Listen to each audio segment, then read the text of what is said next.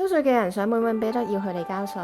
耶穌叫彼得去海邊釣魚，第一條釣上嚟嘅魚個口入邊就有一塊錢可以交稅。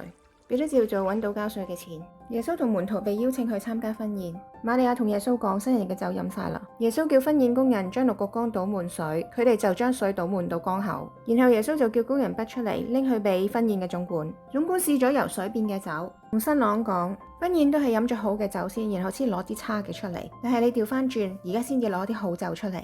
門徒問耶穌去邊度準備逾越節晚餐。耶穌話入城入邊見到一個拎住水樽行過嚟嘅人，跟住佢問佢嘅主人，佢就會帶你哋去一個擺設齊全嘅大廳，喺嗰度準備啦。耶穌同門徒就喺嗰度食逾越節嘅餐，係耶穌同門徒最後嘅晚餐。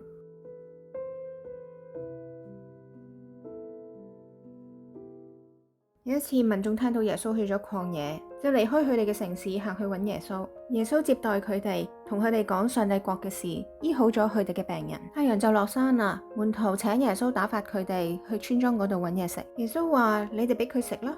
你哋有幾多個餅啊？門徒將揾到嘅5個大麥餅同2條小魚俾耶穌。耶穌望着天，祝福餅同魚，擘開遞俾門徒。門徒就擺喺坐喺草地上嘅群眾面前，嗰度有5000個男人，仲有婦女同埋兒童，佢哋都食到飽啦。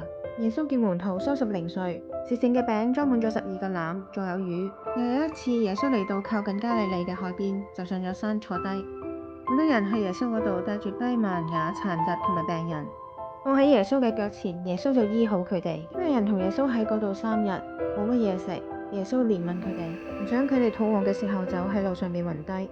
吩咐門徒叫佢哋坐喺地上面。耶穌拎起門徒嘅7個餅同幾條魚，感恩擘開遞俾門徒，門徒又遞俾群眾。嗰度嘅男人有4000人，仲有婦女同埋啲細路，佢哋都食飽啦。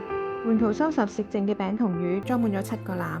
我哋唔可以用人嘅準則話耶穌係窮人或者係有錢人，佢係有能力行好多神蹟嘅人，係天父嘅獨生兒子，俾佢能力做呢啲事。上帝明白我哋嘅需要，佢俾嘅唔單止係好，仲豐足有餘，永遠都唔會止息㗎。